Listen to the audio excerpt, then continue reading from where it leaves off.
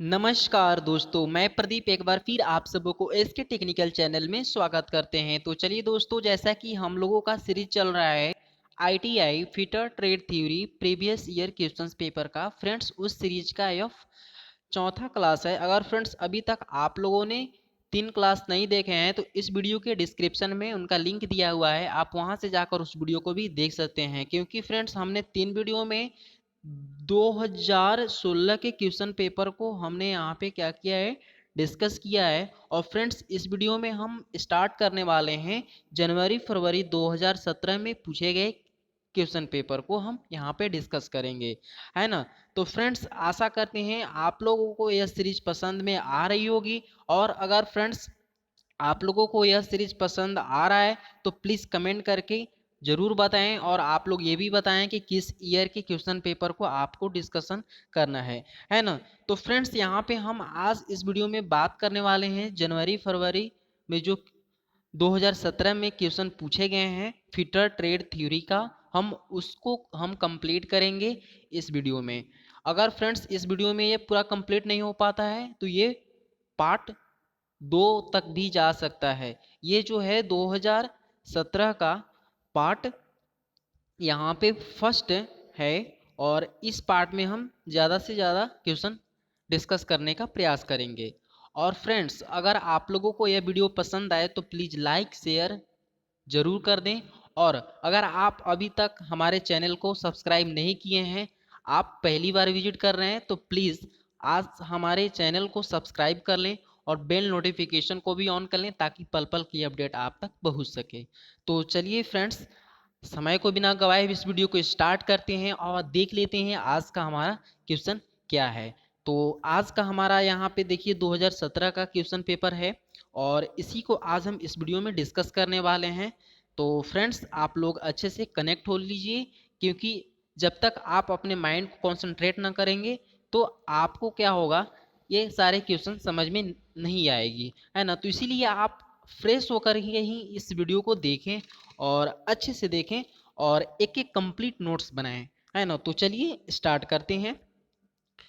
अब चलिए यहाँ पे फ्रेंड्स जैसा कि आप देख पा रहे हैं, फर्स्ट नंबर क्वेश्चन आपसे पूछा गया है। देखिए बहुत ही अच्छा क्वेश्चन पूछा गया है और बहुत इंटरेस्टिंग क्वेश्चन पूछा गया है ना। देखिए ये आपसे क्वेश्चन पूछा गया है मार्किंग टूल से रिलेटेड। पूछा गया है कि अ डिवाइडर इज यूज फॉर, यानी डिवाइडर का प्रयोग कहाँ करते हैं। ऑप्शन फर्स्ट देखते हैं फ्रेंड्स। बोल रहा है ascribing circle, option B ascribing arcs, option C ascribing और स्टेपिंग ऑफ डिस्टेंस, है ना, option D all of this. Clear friends, ये क्वेश्चन पेपर ओनली इंग्लिश में ही है। तो फ्रेंड्स आप लोगों को कोई प्रॉब्लम नहीं होगी, हम हिंदी करके आप लोगों को बताने का प्रयास करेंगे, तो समझिएगा।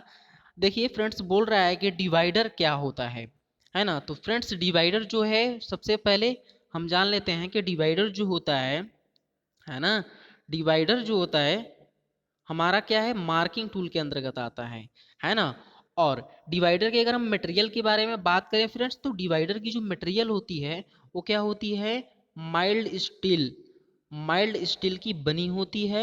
और इसकी जो पॉइंट होती है ना, इसको पॉइंट को हम क्या करते हैं, केस हार्ड कर देते हैं। क्या करते हैं, केस हार्ड, ताकि वो किसी भी जॉब के सरफेस से जब वो संपर्क में हो ना, तो वो उसकी जो पॉइंटें होती हैं वो क्या होती हैं, वो घिसे ना। इसलिए हम क्या करते हैं, केस हार्ड कर देते हैं। और इसकी मटेरियल के बारे में अगर क्वेश्चन पूछेगा तो माइल्ड स्टील हो जाएगा। क्लियर। तो अब चलिए फ्रेंड्स यहाँ पे हम देख लेते हैं कि हमारे पास ऑप्शन क्या दिया हुआ था। यहाँ पे दिया हुआ था कि ascribing circle, ascribing arcs, ascribing stepping off distance, all of this. तो फ्रेंड्स यहाँ से जो आपका करेक्ट आंसर होगा वो फ्रेंड्स आपका ऑप्शन नंबर डी के साथ चला जाएगा। यानी हम अस्क्राइबिंग सर्कल यानी सर्कल भी बना सकते हैं, सर्कल बना सकते हैं नहीं, हाँ। उसके बाद अस्क्राइबिंग आर्क, हम आर्क भी ड्रा कर सकते हैं। और कुछ डिस्टेंस लेकर हम उस माप को ट्रांसफर भी कर सकते हैं, है ना। तो इसका ही प्रयोग हम करते हैं डिवाइडर से। डिवाइडर से यानी हम आर्क्स भी बना सकते हैं, सर्कल भी बना सकते हैं, स्टेपिंग डिस्टेंस भी ले सकते हैं। और किसी भी दूरी को हम स्केल से माप करके किसी दूसरे जगह भी हम ट्रांसफर कर सकते हैं। तो डिवाइडर का ये सारा यूजेस यहाँ पे हो जाएगा, इसलिए आपका correct answer all of these हो जाएगा, है ना। देखिए फ्रेंड्स, ये सारे क्वेश्चन जो है ना वो ITI एग्जाम फिटर ट्रेड में पूछे गए हैं, फिटर ट्रेड थ्योरी में। तो ये सारी चीज इंपॉर्टेंट है, आप लोग नोट करते जाइएगा, है ना। ये सारा चीज स्टैंडर्ड क्वेश्चन है। अब चलिए हम देख लेते हैं जो अगला क्वेश्चन आपसे पूछा गया है friends, another name of hand file, है ना। Another name of hand file यानी कि हैंड फाइल का दूसरा नाम क्या है, हैंड फाइल को हम और किस नाम से जानते हैं। तो फ्रेंड्स आप लोग याद रखिएगा, जो हैंड फाइल है वो क्या है, अकॉर्डिंग टू शेप, है ना। शेप के अनुसार जो होते हैं फ्रेंड्स, वो हमारे 7 प्रकार के फाइल होते हैं, जिसमें हमारा होता है वो कौन कौन, जिसमें हमारा फर्स्ट होता है फ्लैट फाइल, है ना। सेकेंड होता है राउंड फाइल, है ना। उसके बाद होता है half round file, square file, triangular file, है ना, नाइफ एज फाइल, उसके बाद सेफ एज फाइल। क्लियर, बात समझ में आ रही है क्या, सेफ एज फाइल या हैंड फाइल, है ना। तो यहीं से आपसे क्वेश्चन पूछ दिया है फ्रेंड्स कि हैंड फाइल को और किस नाम से जानते हैं, तो यहाँ पे सेफ एज के नाम से हम जानते हैं, यानी सेफ एज फाइल के नाम से यहाँ पे हम इसको जानते हैं, है ना। तो यहाँ पे आप लोग याद रखिएगा। अगर हम फाइल के मटेरियल के बारे में बात करें, है ना, इससे रिलेटेड क्वेश्चन भी बहुत ही इंपॉर्टेंट है, इसलिए हम यहाँ पे डिस्कस कर लेते हैं, है ना। अगर हम बात कर लेते हैं फाइल के मटेरियल के बारे में, तो इसकी जो मटेरियल होती है ना, वो हाई कार्बन स्टील की बनी होती है ना। किसकी बनी होती है, हाई कार्बन स्टील की बनी होती है। क्लियर, ये सारा चीज इंपॉर्टेंट है।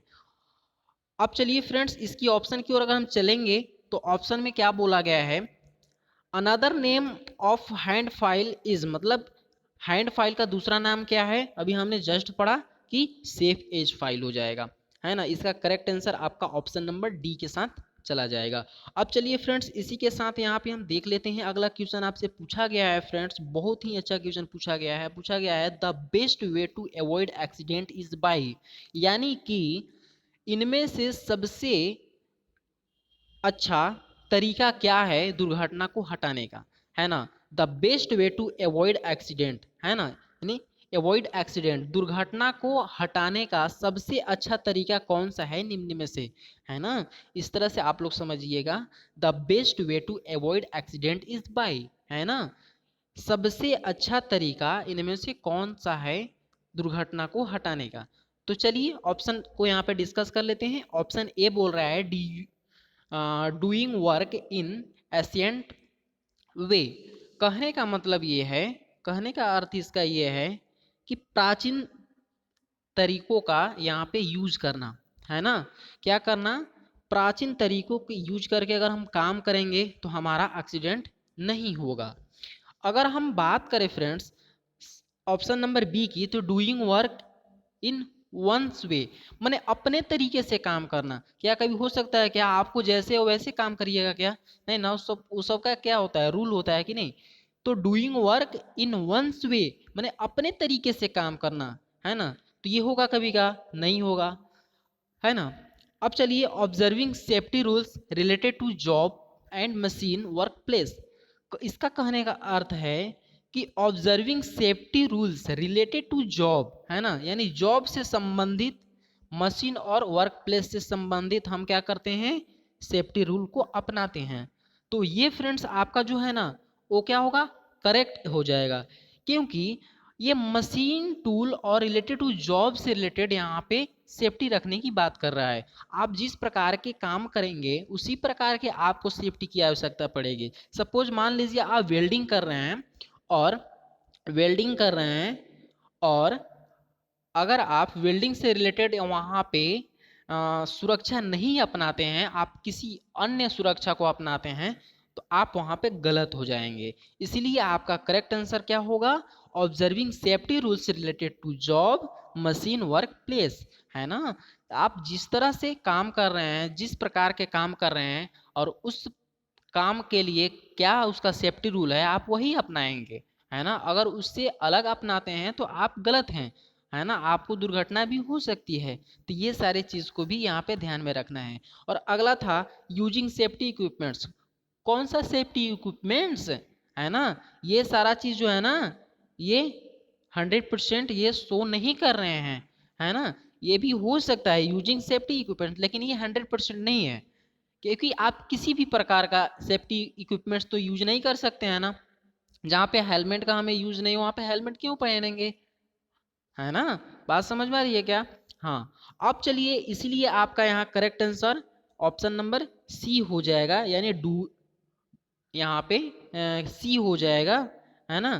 क्या हो जाएगा? सी हो जाएगा कि observing safety rules related to job machine work place, है ना। मशीन वर्क प्लेस और रिलेटेड टू जॉब, माने जॉब से संबंधित हम जब सुरक्षा अपनाएंगे तो वो सबसे अच्छा तरीका है दुर्घटना को हटाने का। क्लियर? तो फ्रेंड्स, आशा करते हैं आप लोग का ये क्वेश्चन कंप्लीट हो गया होगा। और इसी के साथ हम चलिए अब अगले क्वेश्चन की ओर चलते हैं और यहाँ पे देख लेते हैं अगला क्वेश्चन क्या पूछा गया है।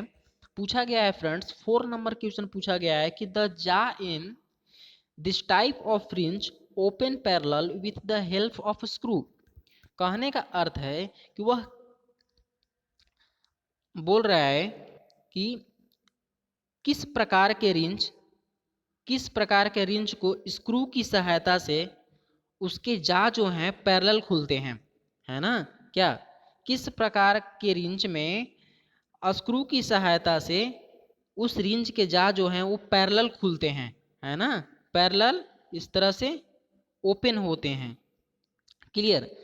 तो वो किस प्रकार का रिंच है? तो फ्रेंड्स, वो जो रिंच है आपका, वो क्या होगा? ऑप्शन नंबर बी करेक्ट हो जाएगा, है ना। यानी मंकी रिंच वैसे होते हैं जिसमें कि हमारे जो हैं स्क्रू की सहायता से उसके जा जो हैं वो पैरेलल खुलते हैं, जो कि डिफरेंट साइज के नट और बोल्ट को खोलने के लिए ये सहायता प्रदान करते हैं, है ना। तो आपका करेक्ट आंसर क्या हो जाएगा? Monkey wrench. अब चलिए फ्रेंड्स, यहाँ से अगला क्वेश्चन देख लेते हैं। अगला क्वेश्चन आपसे पूछा गया है 5 नंबर क्वेश्चन। बोला गया है कि the pin straight pin hammer is, यानी कहने का अर्थ है इसका कि जो हैमर है, हैमर का जो पिन है वो क्या है? स्ट्रेट है। किसके स्ट्रेट रहेगा? कि वो क्या होगा? स्ट्रेट पिन कहलाएगा। देखिए फ्रेंड्स, जो हमारी हैंड हैमर होती है ना, वो हैंड हैमर जो होती है वो 3 प्रकार की होती है। तो फर्स्ट तो हमारा हो जाता है बॉल पिन हैमर, है ना। उसके बाद क्रॉस पिन हैमर, उसके बाद स्ट्रेट पिन हैमर।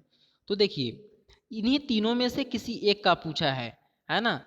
जिसका पिन हैंडल के स्ट्रेट में है उसे क्या कहेंगे, और जिसका पिन जो है हैंडल के क्रॉस में बना होता है उसको क्या कहते हैं, और जिसका पिन बॉल के समान होता है उसको क्या कहते हैं। तो आइए डिस्कस कर लेते हैं। जिसका पिन जो है बॉल के समान है उसको हम बोलते हैं बॉल पिन हैमर, और जिसका पिन हैंडल के क्रॉस में बना होता है उसको बोलते हैं क्रॉस पिन हैमर, और जिसका पिन जो है वो हैंडल के स्ट्रेट में बना होता है उसको बोलते हैं स्ट्रेट पिन हैमर। यहाँ तक समझ में आई? हाँ। अब फ्रेंड्स, हैमर के थोड़ी सी हम मटेरियल के बारे में डिस्कस कर लेते हैं। तो मटेरियल को याद रखिएगा, ड्रोप फोर्ज कार्बन स्टील, है ना, ड्रोप फोर्ज कार्बन स्टील के बारे में, है ना। तो ड्रोप फोर्ज कार्बन स्टील का ही बना होता है, या कभी कभी हाई कार्बन स्टील का भी बना दिया जाता है। क्लियर? तो चलिए अब इसको हम ऑप्शन से क्लियर करते हैं। देखिए यहाँ पे क्या पूछा गया है। 5 नंबर में पूछा गया था कि द पिन ऑफ स्ट्रेट, है ना, हैमर इज, मैंने हैमर का जो पिन है स्ट्रेट पिन है।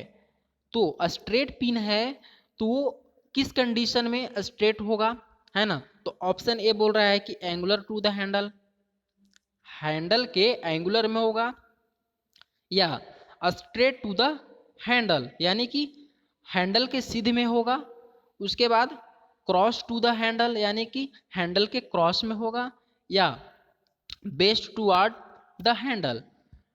अब यहाँ पे देखिए फ्रेंड्स, जो आपका करेक्ट आंसर होगा वो ऑप्शन नंबर बी के साथ चला जाएगा, यानी स्ट्रेट टू द हैंडल, यानी कि हैंडल के एक सीधे में होना चाहिए। अगर हैंडल के एक सीधे में है ना तो आपका क्या हो जाएगा? Straight pin hammer. और अगर क्रॉस में पूछे तो वहां पे हो जाएगा क्रॉस पिन हैमर। ये देखना है स्ट्रेट टू हैंडल है ना, और क्रश टू हैंडल आपको दिया हुआ रहेगा। तो जो स्ट्रेट टू हैंडल है ना, वो हमारा हो जाएगा स्ट्रेट पिन, ठीक है। अगर क्रॉस टू हैंडल बोले ना, तो वहां पे हो जाएगा क्रॉस पिन। तो आपका जो करेक्ट आंसर हो जाएगा फ्रेंड्स, वो आपका ऑप्शन नंबर बी के साथ चला जाएगा, यानी स्ट्रेट टू द हैंडल। जिस हैमर का पिन हैंडल के स्ट्रेट में बना हो उसको बोलेंगे हम स्ट्रेट पिन हैमर, और जिस हैमर का पिन हैंडल के क्रॉस में बना है उसको हम बोलेंगे क्रॉस पिन हैमर। वो आपका हो जाएगा क्वेश्चन के अकॉर्डिंग, है ना। तो यहाँ से आपका correct answer option number B हो जाएगा, और ये एकदम 100% करेक्ट आंसर है। क्लियर। अब इसी के साथ हम चलिए यहाँ पे देख लेते हैं अगला क्वेश्चन आपसे पूछा गया है फ्रेंड्स। पूछा गया है, देखिए यहाँ पे 6 नंबर क्वेश्चन आपसे पूछा गया है। बोला गया है कि ratchet stop is the micrometer help to. बोला गया है कि रैचेट स्टॉप जो है वो क्या काम करता है, कैसी सहायता प्रदान करता है ना। Ratchet stop to the micrometer help to, है ना। माइक्रोमीटर में जो रैचेट स्टॉप है वो कैसी सहायता प्रदान करता है। अब चलिए यहाँ पे देख लेते हैं option. Control the pressure, option B है लॉक द स्पिंडल, या स्पिंडल को लॉक करता है। सी एडजस्ट जीरो एरर, क्या जीरो एरर को, यहाँ पे शून्य त्रुटि को एडजस्ट करने में सहायता प्रदान करता है। या option D hold the workpiece, यानी वर्कपीस को बांधने के लिए, पकड़ने के लिए। तो यहां से देखिए फ्रेंड्स, जो आपका करेक्ट आंसर होगा वो आपका ऑप्शन नंबर ए के साथ चला जाएगा, यानी कि कंट्रोल द प्रेशर, यानी कि दाब को सुनिश्चित करने के लिए, दाब को कंट्रोल करने के लिए, प्रेशर को कंट्रोल करने के लिए हम रैचेट स्टॉप वहां पे लगाते हैं। क्योंकि फ्रेंड्स जब आपका माप जो है वो जब पूरी हो जाती है तो रैचेट स्टॉप क्या करता है, टट की आवाज देने लगता है ना। तो इससे हमें पता चल जाता है कि अब हमारी माप जो है वो पूरी हो चुकी है, इससे ज़्यादा प्रेशर न दें। तो रैचेट स्टॉप हमारा वही काम करता है कि आपका जो प्रेशर है, आपका जो माप है वो कंप्लीट हो चुका है, और वो क्या करता है, टर टर की आवाज़ देने लगता है। तो जिससे हमें पता चल जाता है कि हमारी माप हो चुकी है, अब उसको केवल रीडिंग लेना है। तो करेक्ट आंसर आपका क्या हो जाएगा, कंट्रोल द प्रेशर, यानी कि दाब को सुनिश्चित करता है ना। अगर उससे ज़्यादा हम यहाँ पे क्या करते हैं, प्रेशर डालते हैं, तो हमारी माप क्या हो जाएगी, वो गलत हो सकती हैं, और हमारे मेजरिंग फेस भी स्पिंडल और एनुअल के क्या होंगे, खराब हो सकते हैं। तो कंट्रोल द प्रेशर, यानी कि प्रेशर को कंट्रोल करने के लिए माइक्रोमीटर में क्या कर दिया जाता है, रैचेट स्टॉप लगा दिया जाता है ना। तो यहाँ से जो आपका करेक्ट आंसर होगा फ्रेंड्स, वो आपका क्या हो जाएगा, आपका ऑप्शन नंबर एक करेक्ट आंसर हो जाएगा, यानी कि कंट्रोल द प्रेशर। अब इसी के साथ फ्रेंड्स यहाँ पे देखिए अगला क्वेश्चन जो है आपसे पूछा गया है, 7 नंबर क्वेश्चन आपसे पूछा गया है फ्रेंड्स। पूछा गया है कि to convert the linear motion, यहाँ फ्रेंड्स एल लगा लीजिएगा, यहाँ पे एल जो है ना वो क्या कर दिया, छोड़ दिया है। तो to the linear motion of plunger of the dial indicator to rotary motion of pointer, which one of the following mechanism is used for। बोल रहा है फ्रेंड्स कि to convert linear motion of plunger, मतलब plunger plunger जो है convert करता है linear motion, और dial indicator to rotary motion to point which one of the flowing mechanism is use for.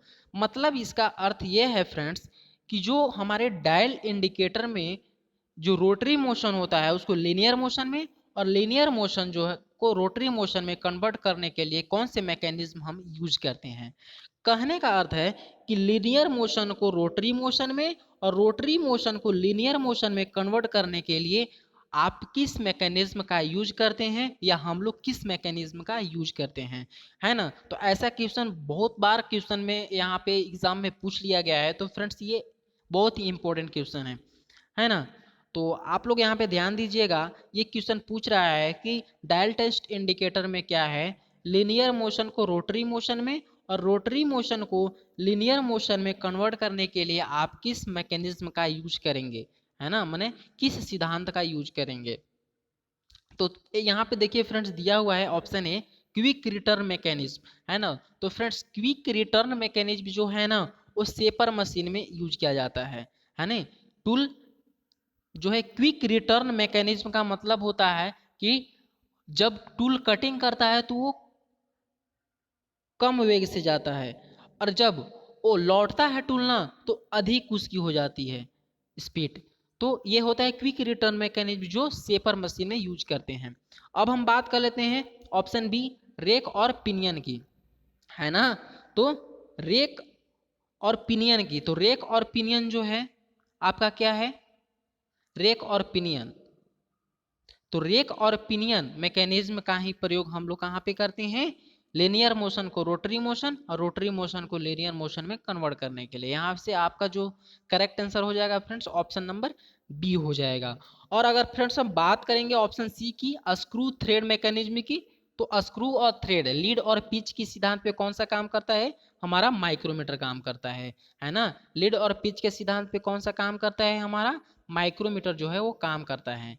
और रेक और पिनियन में हम लोग क्या करते हैं, रोटरी मोशन को लिनियर मोशन और लिनियर मोशन को रोटरी मोशन में कन्वर्ट करते हैं। क्लियर। तो यहां से जो 7 का आपका करेक्ट आंसर हो जाएगा फ्रेंड्स, वो आपका क्या हो जाएगा, यहाँ पे ऑप्शन नंबर बी हो जाएगा, है ना। यानी रोटरी मोशन को लिनियर मोशन और लिनियर मोशन को रोटरी मोशन में कन्वर्ट करने के लिए हम रेक और पिनियन मैकेनिज्म का यूज करते हैं। तो फ्रेंड्स यहाँ से आपका correct answer option number B हो जाएगा।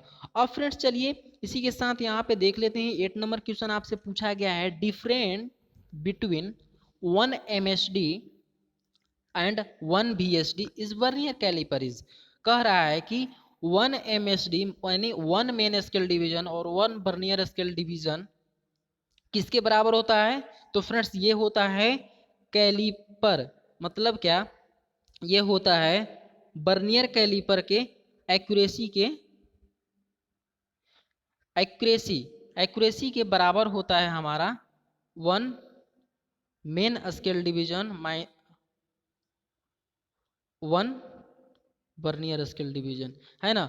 अगर हमें वर्नियर कैलिपर की अगर एक्यूरेसी की बात करें, एक्यूरेसी अगर हमें निकालना रहेगा तो हम इसी फॉर्मूला का यूज करते हैं 1 MSD माइनस 1 VSD, यानी मेन स्केल डिवीजन का एक भाग का मान और वर्नियर स्केल के एक भाग के मान के अंतर को हम क्या कहते हैं, वर्नियर कैलिपर की एक्यूरेसी कहते हैं, है ना। और वर्नियर कैलिपर की जो एक्यूरेसी होती है वो सामान्यतः जो अधिक यूज की जाती है वो किस एक्यूरेसी के माइक्रोमीटर यूज की जाती हैं, 0.02 mm, है ना। तो यहाँ से जो आपका करेक्ट आंसर हो जाएगा फ्रेंड्स वो आप क्या हो जाएगा, ऑप्शन नंबर ए जो है आपका करेक्ट आंसर हो जाएगा। यानी difference between 1 MSD minus 1 VSD is vernier caliper is, vernier caliper के एक मेन स्केल डिवीजन और एक वर्नियर स्केल डिवीजन के मान के अंतर को हम क्या कहते हैं, किसी भी वर्नियर कैलिपर की एक्यूरेसी कहा जाता है। और वर्नियर कैलिपर की जो एक्यूरेसी होती है फ्रेंड्स वो कितना होता है, 0.02 mm होता है। क्लियर। तो इसीलिए आपका करेक्ट आंसर यहाँ से ऑप्शन ए करेक्ट हो जाएगा। अब चलिए फ्रेंड्स इसी के साथ हम यहाँ पे अगले क्वेश्चन की ओर बढ़ते हैं। और आपसे क्वेश्चन पूछा गया है, देखिए बहुत ही इंटरेस्टेड क्वेश्चन यहाँ पे पूछ लिया गया है। बोला गया है 9 नंबर क्वेश्चन में कि which one contains higher percentage of carbon, यानी कि इनमें से किसमें कार्बन परसेंटेज जो है वो अधिक होता है, यानी कि कार्बन की जो परसेंटेज मात्रा होती है वो इनमें से किसमें सबसे अधिक होती है। Which one contain higher percentage of carbon, मतलब इसमें से किसमें सबसे हायर परसेंटेज ऑफ कार्बन, मतलब सबसे अधिक कार्बन की परसेंटेज मात्रा पाई जाती है ना। तो चलिए ऑप्शन देख लेते हैं। ऑप्शन यहाँ पे बोल रहा है फ्रेंड्स हाई कार्बन स्टील, है ना। क्या हाई कार्बन स्टील में कार्बन की परसेंट मात्रा अधिक होती है, या low carbon steel, tool steel, cast iron. तो फ्रेंड्स यहाँ से जो आपका करेक्ट आंसर हो जाएगा वो फ्रेंड्स आपका हो जाएगा कास्ट आयरन, यानी कि कास्ट आयरन में इन चारों में से सबसे अधिक कार्बन परसेंटेज मात्रा पाई जाती है ना। और कितना पाई जाती है ये भी आप जान लीजिए, कितना पाई जाती है, 2 से 4%, है ना। फ्रेंड्स याद रखिएगा ये क्वेश्चन पूछा जाता है 2 से 4%, है ना। 2 से 4% जो है ना कास्ट आयरन में कार्बन परसेंटेज पाई जाती है। क्लियर। स्टैंडर्ड क्वेश्चन है, यहाँ से क्वेश्चन पूछ लिए जाते हैं, ये भी क्वेश्चन आईडी एग्जाम में पूछा गया है, तो इसको भी आप लोग नोट कर लीजिएगा। और फ्रेंड्स आप लोग इस वीडियो को फटाफट से लाइक कर दें, शेयर कर दें, ताकि और स्टूडेंट को भी ये नोटिफिकेशन मिल सके और इससे वो भी आपका सारा अपने डाउट को क्लियर कर सकें। तो फ्रेंड्स इस वीडियो को भी शेयर कर दीजिए फटाफट से। अब चलिए फ्रेंड्स, आशा करते हैं यहाँ से आप लोगों का सारा कंटेंट समझ में आ रहा होगा, है ना। और अगर आप लोगों को ये वीडियो पसंद आ रही है तो आप लोग कमेंट बॉक्स में यहाँ पे कमेंट करके ज़रूर हमें बताएं कि आपको ये वीडियो कैसी लगी, है ना। अब चलिए इसी के साथ यहाँ पे 10 नंबर क्वेश्चन यहाँ पे हम समझेंगे। और फ्रेंड्स आप लोग इस वीडियो के अंत तक बने रहें कि इसी तरह से आपका सारा डाउट क्लियर होता चले, है ना। देखिए फ्रेंड्स 10 नंबर क्वेश्चन आपसे यहाँ पे पूछा गया है कि least count of micrometer is, है ना। माइक्रोमीटर का जो लिस्ट काउंट होता है फ्रेंड्स वो कितना होता है। तो आइए यहाँ पे देखते हैं। यहाँ पे फ्रेंड्स देखिए बोला गया है कि least count of the micrometer is, मतलब माइक्रोमीटर का जो लिस्ट काउंट होता है वो कितना होता है। देखिए ऑप्शन ये बोल रहा है 0.001 mm, 0.001 mm। ऑप्शन बी बोल रहा है 0.1 mm, ऑप्शन सी 0.002 mm और नन ऑफ दिस, है ना। तो लिस्ट काउंट का मतलब होता है जो कम से कम माप ले, है ना। माइक्रोमीटर से हम कम से कम कितना माप ले सकते हैं उसी को हम बोलते हैं लिस्ट काउंट, यानी अल्पतांक इसको बोलते हैं, है ना। तो आइए फ्रेंड्स देख लेते हैं यहाँ पे जो आपका करेक्ट आंसर है वो फ्रेंड्स आपका हो जाएगा ऑप्शन नंबर ए के साथ चला जाएगा, है ना। यानी 0.001 mm हो जाएगा। ये फ्रेंड जो है ना बर्नियर माइक्रोमीटर का है लिस्ट काउंट। अगर हम ऑर्डिनरी माइक्रोमीटर की अगर हम बात करें, ऑर्डिनरी माइक्रोमीटर की बात करें तो इसका जो होता है 0.01 mm होता है। यहाँ पे क्वेश्चन थोड़ा सा गलत है क्योंकि ऑप्शन दिया है बर्नियर का और यहाँ पे ऑर्डिनरी का पूछा है। तो फ्रेंड्स इनमें जो है न तो आपका ऑप्शन सी से करेक्ट होगा ना आपका बी होगा, है ना। तो इसीलिए हम यहाँ पे बर्नियर माइक्रोमीटर के लिस्ट काउंट की ओर जा रहे हैं और ये जो दिया हुआ है ऑप्शन ए में आपका बर्नियर माइक्रोमीटर का यहाँ पे लिस्ट काउंट दिया हुआ है ना। तो इसलिए आपका यहाँ पे करेक्ट आंसर 0.001 mm होगा। और अगर बर्नियर बर्नियर माइक्रोमीटर के अगर ब्रिटिश की अगर हम बात करते तो ब्रिटिश में क्या होता है फ्रेंड 0.0001 इंच हो जाएगा। अगर हम ऑर्डिनरी माइक्रोमीटर की बात करें, है ना, ऑर्डिनरी माइक्रोमीटर का इंच में अगर हम बात करें ब्रिटिश में बात करें तो उसकी एक्यूरेसी क्या होती है 0.001 इंच होती है। और अगर हम ऑर्डिनरी माइक्रोमीटर के मीट्रिक की बात करें तो उसका क्या होता है 0.01 mm होता है। और अगर हम बात करें बर्नियर माइक्रोमीटर की, हाँ, तो उसका क्या होता है लिस्ट काउंट 0.001 mm। तो ये सारा चीज़ आप लोग नोट कर लीजिएगा, है ना। ये आपका यहाँ से इस तरह का लिस्ट काउंट पूछ लिए जाते हैं। तो आपका जो यहाँ पे करेक्ट आंसर हो जाएगा फ्रेंड्स, तो आपका क्या हो जाएगा 10 नंबर का क्या हो जाएगा 10 नंबर का आपका ऑप्शन ए जो है आपका करेक्ट आंसर हो जाएगा। यानी लिस्ट काउंट ऑफ माइक्रोमीटर क्या होगा 0.001 mm हो जाएगा। अब इसी के साथ हम फ्रेंड्स अगले क्वेश्चन की ओर बढ़ते हैं।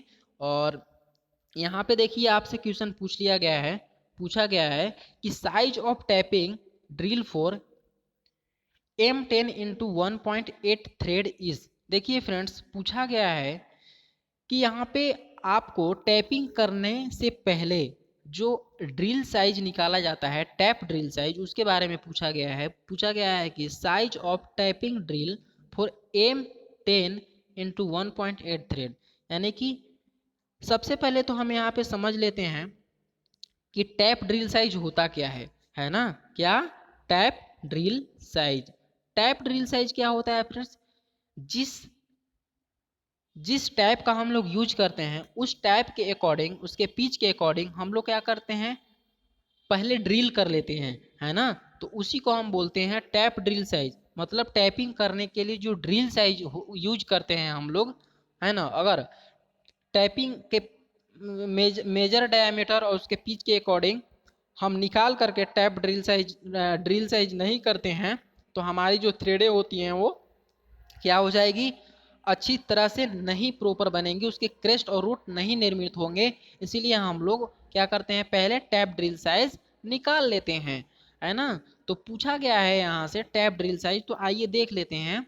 यहाँ पे सबसे पहले हम बात करेंगे कि M10 इंटू 1.5 थ्रेड है क्या, है ना।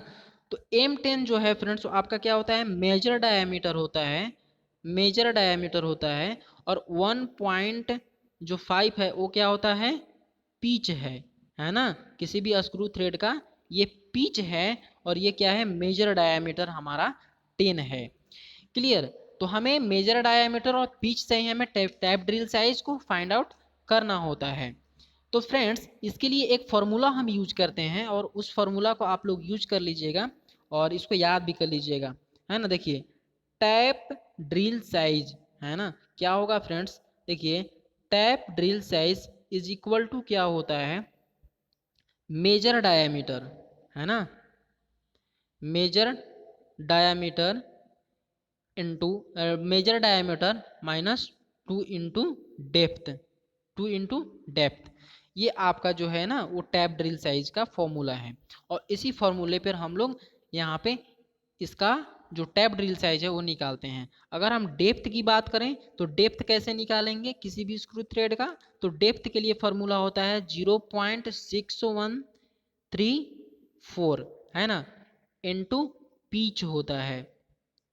क्लियर, क्लियर, बात समझ में आ रहा है क्या। तो सबसे पहले हम क्या निकाल लेते हैं, डेप्थ निकाल लेते हैं, उसके बाद हम टैप ड्रिल साइज निकालेंगे, है ना। तो यहाँ पे देखिए, यहाँ पे अगर हम बात करें डेप्थ की, तो डेप्थ का फॉर्मूला हमने यहाँ पे क्या पढ़ा था अभी जस्ट, 0.6134 इंटू पीच, है ना। तो यहाँ पे देखिए फ्रेंड्स 0.613 इंटू अगर पीच हम करते हैं 1.5 से, अगर आप यहाँ पे मल्टीप्लाई करते हैं तो आपका क्या हो जाएगा, है ना। अगर आप यहाँ पे मल्टीप्लाई करते हैं तो मल्टीप्लाई अगर आप करते हैं यहाँ पे 0.6134 में 1.5 से, तो आपका जो यहाँ पे आ जाएगा 0.9201, है ना। क्या आ जाएगा, 0.9201, 0.9201, है ना। इसको आप लोग भी मल्टीप्लाई करके देख लीजिएगा, क्या आएगा 0.9201। अब क्या करेंगे फ्रेंड्स, इसको हम कहाँ पे लगाएंगे, टैप ड्रिल साइज के फॉर्मूला में हम लगाएंगे, है ना। और उसके बाद हम क्या कर लेंगे, हम अपना टैप ड्रिल साइज निकाल लेंगे। अब चलिए फ्रेंड्स उस फॉर्मूला की ओर चलते हैं। हमारा जो था टैप ड्रिल साइज क्या था, टैप ड्रिल साइज जो था हमारा major diameter minus 2 into depth, है ना। अब देखिए मेजर डायमीटर हमारा दिया हुआ है 10, और 10 में अगर हम माइनस कर देंगे कितना, 10 में अगर हम माइनस कर देते हैं यहाँ पे 2 इंटू हमारा डेप्थ का मान कितना आया था, 0.9201। अगर हम इसका मल्टीप्लाई करते हैं तो यहाँ पे कितना आ जाएगा, यहाँ पे हमारा आ जाएगा 1.8402, क्या कितना आएगा 1.8402। ये अगर आप इसमें मल्टीप्लाई करते हैं तो यहाँ पे आ जाता है। और अगर हम इसको माइनस करते हैं फ्रेंड्स, तो अगर हम यहाँ पे माइनस करते हैं तो कितना आ जाएगा 8.15 समथिंग आएगा, है ना, 8.15 समथिंग आएगा, इतना आएगा, है ना। तो इसके अकॉर्डिंग जो आपका करेक्ट आंसर जो हो जाएगा फ्रेंड्स, वो क्या हो जाएगा, क्या हो जाएगा 8.17 mm हो जाएगा, है ना। बात समझ में आई कि नहीं आई। इस फॉर्मूला को आप लोग यहाँ पे याद कर लीजिएगा, और इसी तरह से हम टैप ड्रिल साइज निकालते हैं। अब 8.15 आया है, तो इसके समथिंग हमारा जो आपका यहाँ पे इसके नियर जो करेक्ट आंसर हो जाएगा वो आपका ऑप्शन नंबर ए हो जाएगा, यानी 8.17 mm। क्लियर। तो यहाँ से करेक्ट आंसर फ्रेंड्स 11 का ऑप्शन ए हो जाएगा। फ्रेंड्स हम आशा करते हैं आप लोगों का ये क्वेश्चन कंप्लीट हो गया होगा। इसी के साथ हम अगले क्वेश्चन की ओर बढ़ते हैं और यहाँ पे देख लेते हैं अगला क्वेश्चन क्या है।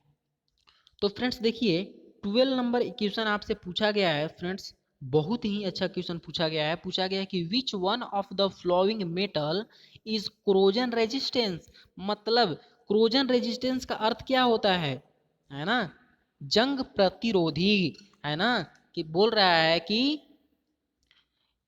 है ना, निम्नलिखित में से किस मेटल में, है ना, किस मेटल में क्रोजन रेजिस्टेंस पाया जाता है ना। क्रोजन रेजिस्टेंस यानी कि जंगरोधी होती है। तो फ्रेंड्स एक बार क्वेश्चन को फिर से समझिएगा। बोल रहा है कि which one of the flowing metal corrosion resistance, यानी कि निम्नलिखित में से किस मेटल में क्रोजन रेजिस्टेंस पाया जाता है, यानी कि जंग प्रतिरोधी होती है। क्लियर। तो फ्रेंड्स ऑप्शन के साथ चलिए इसको क्लियर करते हैं। ऑप्शन ए यहाँ पे दे रहा है aluminium, tin, copper, mild steel. तो यहाँ से जो आपका करेक्ट आंसर होगा फ्रेंड्स वो आपका हो जाएगा कॉपर, यानी कॉपर जो होता है ना वो जंग प्रतिरोधी होती है। क्लियर। अब यहाँ से देखिए फ्रेंड्स अगला यहाँ पे आपका जो क्वेश्चन पूछा गया है वो आपका 13 नंबर क्वेश्चन पूछा गया है, यानी 13 नंबर क्वेश्चन में पूछा गया है कि temperature of soft soldering should be. बहुत ही इंटरेस्टेड क्वेश्चन है फ्रेंड्स, ये आपका सोल्डरिंग से रिलेटेड है ना। तो आप लोग इसको ध्यान से देखिएगा। एक एक चीज को हम कंप्लीट करेंगे, बस आप लोग इस वीडियो के अंत तक बने रहें। फ्रेंड्स हमें मौका दें, आप लोगों को हम अच्छे से समझाएंगे, है ना। तो आप लोग साथ दीजिएगा तो हम भी प्रयास करेंगे अच्छे से अच्छे कंटेंट देने के लिए आप लोगों को। तो चलिए अब देख लेते हैं यहाँ पे 13 नंबर क्वेश्चन क्या पूछा गया है। पूछा गया है कि temperature of soft soldering should be, है ना। जो टेम्परेचर होता है सॉफ्ट सोल्डरिंग का वो क्या होता है, ऑप्शन के अकॉर्डिंग इसको हम देखते हैं। तो ऑप्शन बोल रहा है कि 450 डिग्री सेल्सियस से कम तापमान रखते हैं, है ना, 450 डिग्री से अधिक तापमान रखते हैं, उसके बाद 900 डिग्री सेल्सियस से 1000 डिग्री सेल्सियस तक, या ऑप्शन डी 1200 डिग्री सेल्सियस तक, है ना। तो देखिए फ्रेंड्स याद रखिएगा यहाँ से दो क्वेश्चन पूछे जाते हैं, है ना। एक पूछा जाता है सॉफ्ट सोल्डरिंग जो आपसे पूछा गया है, और एक पूछा जाता है हार्ड सोल्डरिंग, है ना। एक पूछा जाता है हार्ड सोल्डरिंग, एक पूछा जाता है सॉफ्ट सोल्डरिंग।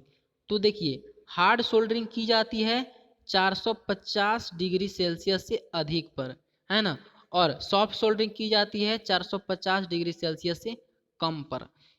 इस तरह से आप समझिएगा कि सॉफ्ट सोल्डरिंग जो की जाती है वो 450 डिग्री सेल्सियस से कम तापमान पर की जाती है, और हार्ड सोल्डरिंग जो की जाती है वो 450 डिग्री सेल्सियस से अधिक तापमान पर की जाती है। तो यहाँ से आपका क्वेश्चन यही पूछ रहा है, यह क्लियर करने का यही प्रयास कर रहा है कि temperature of soft soldering should be, है ना। तो ऑप्शन ए इसका करेक्ट हो जाएगा, यानी 450 डिग्री सेल्सियस से कम तापमान पर हम क्या करते हैं, सॉफ्ट सोल्डरिंग करते हैं, है ना। यहाँ से करेक्ट आंसर आपका ऑप्शन ए हो जाएगा। इसी के साथ हम चलिए अगले क्वेश्चन की ओर यहाँ पे बढ़ते हैं। तो फ्रेंड्स देख लेते हैं यहाँ पे जो हमारा 14 नंबर क्वेश्चन यहाँ से पूछा गया है। फ्रेंड्स बोला गया है कि which one of the flowing properties offers resistance of abrasion, यानी यहाँ पे पूछा गया है कि निम्नलिखित में से किस निम्नलिखित में से किस प्रॉपर्टीज में, यानी कि कौन सा गुण जो है वो रेजिस्टेंस ऑब्रेशन यानी कि घिसने का प्रतिरोधी है ना। घिसने में वो क्या करती है, प्रतिरोधी है। यानी कि किस प्रॉपर्टी के कारण किसी भी मेटल की जो सरफेसें होती हैं वो जल्दी खराब नहीं होती हैं, जल्दी घिसती नहीं है, घिसने का वो प्रतिरोधी करती है, यानी कि रेजिस्टेंस ऑफ अब्रेशन, है ना। तो वो कौन सा मेटल का प्रॉपर्टी है जो किसी भी क्रोच या घिसने का वो प्रतिरोधी को दर्शाता है। तो यानी कि वो प्रतिरोधी क्षमता को अपने अंदर रखता है। किसी भी अब्रेशन को यानी किसी भी प्रतिरोधी को वो घिसने से क्या करता है, प्रतिरोध करता है ना। किसी भी सरफेस को घिसने से क्या करता है, वो प्रतिरोध करता है। तो वो वैसा कौन सा प्रॉपर्टी है? तो फ्रेंड्स यहाँ पे जो आपका, हाँ ये आपसे क्वेश्चन पूछा गया था यहाँ पे 14 नंबर की विच one of the flowing property offers resistance of abrasion, यानी कि मेटल का कौन सा प्रॉपर्टी है जो रेजिस्टेंस ऑफ अब्रेशन यानी कि घिसने का प्रतिरोधी होता है ना, यानी कि रोक डालता है, वो सरफेस घिसता नहीं है, किस प्रॉपर्टी के कारण? तो फ्रेंड्स वो उसका करेक्ट आंसर हो जाएगा आपका ऑप्शन ए यानी हार्डनेस। किसी भी मेटल में हार्डनेस एक ऐसी प्रॉपर्टी होती है फ्रेंड्स जो घिसने का प्रतिरोध करता है, किसी भी सरफेस को घिसने में प्रतिरोधी प्रदान करता है। तो आपका करेक्ट आंसर यहाँ पे हार्डनेस हो जाएगा। अब इसी के साथ देखिए यहाँ पे अगला क्वेश्चन जो 15 नंबर क्वेश्चन आपसे पूछा गया है फ्रेंड्स, बोला गया है spot facing is done to, यानी स्पॉट फेसिंग जो होता है एक मशीनिंग ऑपरेशन होता है ना। जैसे सबसे पहले हम लोग ड्रिलिंग करते हैं, है ना, ड्रिलिंग। तो ड्रिल होल को अगर बेबल करना है, कुछ इस तरह का करना है ना। यहाँ पे समझने का प्रयास करिएगा। मैन्युअली मैं आप लोगों को फिगर बनाकर यहाँ पे बता रहा हूँ। ये जैसे मान लीजिए होल है और इसको क्या कर दिया गया है, बेबल कर दिया गया है ना। तो जब ये बेबल कर दिया गया है ना, तो बेबल करने की प्रक्रिया को हम कहते हैं काउंटर सिंकिंग, है ना। और इसी को अगर ड्रिल किए गए होल को अगर थोड़ी सी दूरी पर अगर उस होल को क्या कर दिया जाए, बड़ा कर दिया जाए ना इस तरह से, जिसमें हेड स्क्रू वगैरह बैठ सके इसमें, है ना, कैप स्क्रू, तो उसको हम बोलते हैं क्या है, उसको बोलते हैं काउंटर बोरिंग बोलते हैं, है ना। क्या बोलते हैं? काउंटर बोरिंग प्रक्रिया बोलते हैं। बेबल करने की प्रक्रिया काउंटर सिंकिंग, और किसी निश्चित दिए गए दूरी तक ड्रिल किए गए होल को बड़ा करने की प्रक्रिया काउंटर बोरिंग, है ना। और एक होता है स्पॉट फेसिंग। तो स्पॉट फेसिंग क्या होता है फ्रेंड्स? स्पॉट फेसिंग जो होता है ना, वो क्या होता है, make surface plate so that bolt head can take proper seat. मतलब किसी भी बोल्ट के हेड को या यहाँ पे आपका वाशर वगैरह हो गया, उसको सीट को हम क्या करते हैं, बैठाने के लिए उसको फ्लैट स्थान प्रदान करने के लिए जो ऑपरेशन करते हैं, वो आपका क्या हो जाएगा, स्पॉट फेसिंग हो जाएगा। देखिए यहाँ पे ऑप्शन आपको यहाँ पे दिया हुआ है ना। तो आपका जो यहाँ पे क्या हो जाएगा, ऑप्शन ऑप्शन बी जो है आपका करेक्ट आंसर हो जाएगा, यानी कि make flat surface so that bolt head can take proper seat, है ना। यानी कि किसी भी फ्लैट सरफेस पर क्या करने के लिए, एक फ्लैट सतह का निर्माण करने के लिए, जिससे हम क्या कर सकें, किसी भी बोल्ट के हेड को सीट प्रदान कर सकें, स्थान प्रदान कर सकें फ्लैट, और वाशर के लिए भी, तो उसको हम बोलते हैं स्पॉट फेसिंग, है ना। और किसी भी ड्रिल किए गए होल के बेबल करने की प्रक्रिया हम बता ही दिए आपको, काउंटर सिंकिंग कहते हैं। और किसी भी ड्रिल किए गए होल को किसी निश्चित स्थान तक बड़ा करने की प्रक्रिया क्या है, वो काउंटर बोरिंग कहलाती है। और ये जो है फ्लैट सीट प्रदान करने के लिए क्या होता है, किसी भी ड्रिल किए गए होल के सिरे को फ्लैट सीट प्रदान करने के लिए, ताकि उसमें हमारा बोल्ट के हेड बैठ सके और वाशर को स्थान प्रदान करने के लिए, तो वहाँ पे क्या हो जाएगा, स्पॉट फेसिंग प्रक्रिया हो जाएगी। तो फ्रेंड्स आशा करते हैं आप लोगों को यहाँ तक क्वेश्चन समझ में आ गया होगा। फ्रेंड्स आज के लिए इस वीडियो में इतना है। फ्रेंड्स मिलेंगे अगले वीडियो में फिर अगले जानकारी के साथ।